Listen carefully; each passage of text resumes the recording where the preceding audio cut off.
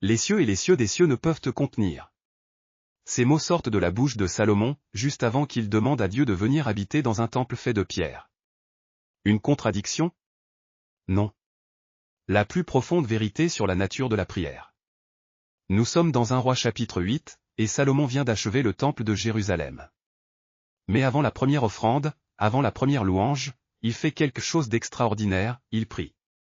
Et cette prière va révéler des secrets que la plupart des croyants ignorent encore aujourd'hui. Salomon se dresse devant l'autel, les bras levés vers le ciel, devant tout Israël assemblé. Il vient de transporter l'arche de l'Alliance dans le Saint des Saints, et maintenant la gloire de Dieu remplit tellement le temple que les sacrificateurs ne peuvent plus y entrer. Dans ce moment sacré, Salomon comprend une vérité fondamentale, Dieu est infiniment plus grand que tout lieu physique, et pourtant il choisit de rencontrer son peuple dans la prière sincère. Regardons de plus près ce que la plupart manquent dans cette prière.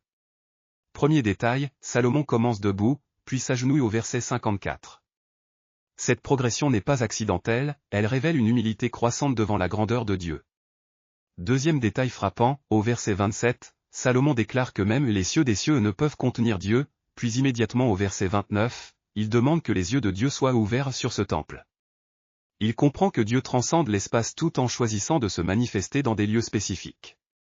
Troisième détail crucial, Salomon énumère exactement cette situation où le peuple priera vers ce temple, le serment, la défaite, la sécheresse, la famine, la maladie, la captivité, et l'étranger. 7. Le nombre de la perfection divine, révélant que Dieu couvre chaque aspect de l'existence humaine. Salomon ne prie pas pour un bâtiment, il prie pour que ce lieu devienne un point de connexion entre le ciel et la terre. Cette prière marque 3 changements théologiques majeurs. Premièrement, le passage du temple physique à la présence spirituelle universelle. Salomon comprend que Dieu n'habite pas dans des bâtiments, mais répond au cœur qui crie vers lui, peu importe où il se trouve. Écoute du lieu de ta demeure, des cieux, répète-t-il cette fois. Le véritable temple de Dieu, c'est son trône céleste. Deuxièmement, le passage du sacrifice rituel à l'intercession du cœur.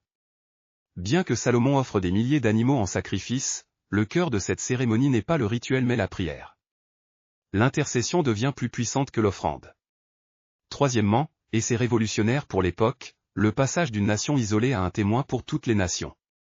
Au verset 41, Salomon prie même pour l'étranger qui viendra de loin à cause du nom de l'Éternel.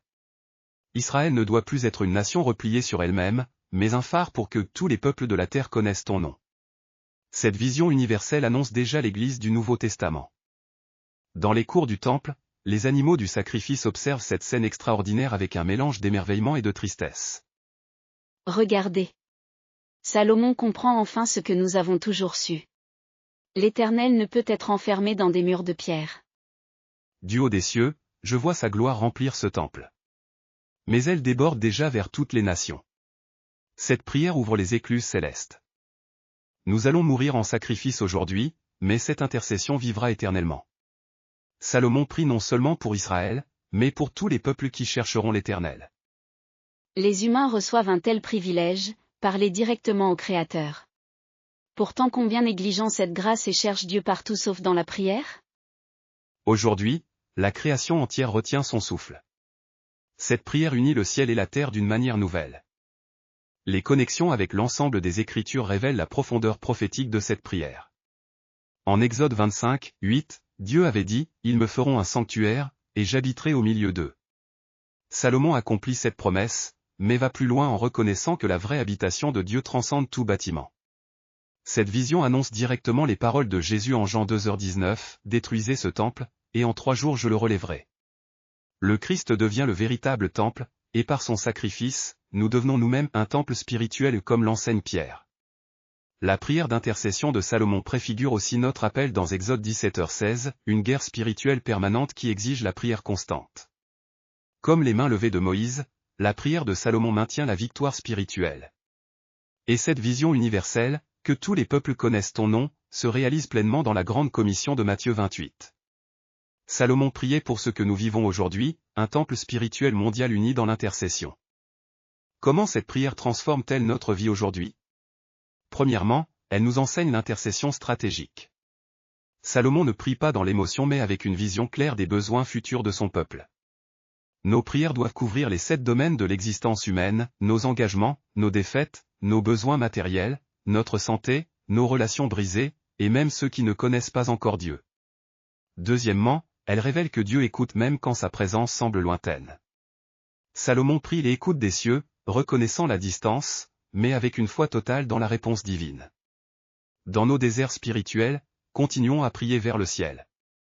Troisièmement, nos prières aujourd'hui participent à cette œuvre de restauration commencée par Salomon. Nous sommes les pierres vivantes de ce temple spirituel, et nos intercessions lient le ciel et la terre. Comme Salomon qui termine par une bénédiction sur tout le peuple, nos prières doivent déborder sur notre entourage et notre nation. Prions ensemble, Père céleste, comme Salomon l'a proclamé, tu es trop grand pour être contenu dans nos temples, et pourtant tu choisis d'écouter nos prières. Ouvre nos yeux sur les 7 domaines de notre existence qui ont besoin de ton intervention. Que nos intercessions participent à ton œuvre de restauration dans notre génération. Utilise-nous comme Salomon, pour que les nations connaissent ton nom par nos prières et notre témoignage. Au nom de Jésus, notre véritable temple. Amen. Abonnez-vous pour plus de contenu d'études bibliques.